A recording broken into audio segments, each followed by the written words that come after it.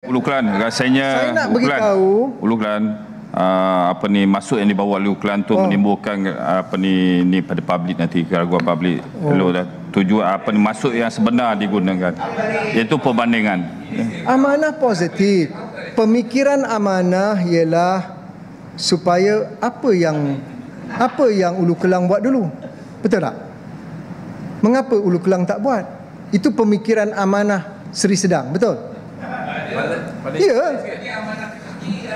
Ulu Kelang, saya tanya, apa tanya usaha Ulu Kelang ketika menjadi Menteri Besar ketika itu?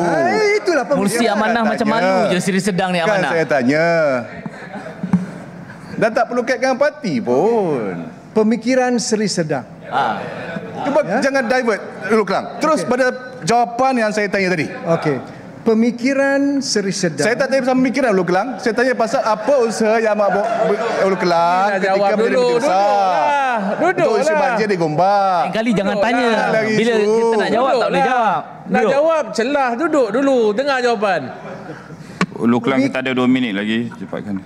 Tak, saya belum habis Tuan Speaker. Kita berehat. Sebelum berehat, bagus speaker ni. Itu yang kita bincang 2 hari lepas masa ada jamuan tu kan. Okey. Jadi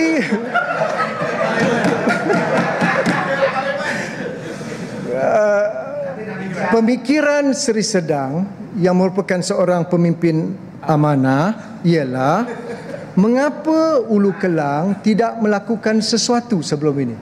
Begitulah andaian saya, ya. Maka jadi saya nak nyatakan pada petang ini, andaian itu tidak betul.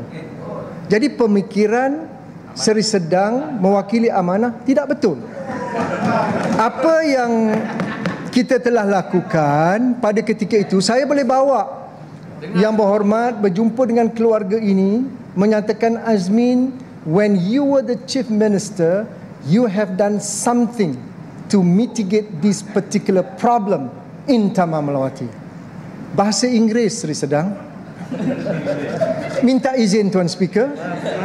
Jadi cuma dia kata sekarang ini perubahan cuaca yang saya sebut tadi.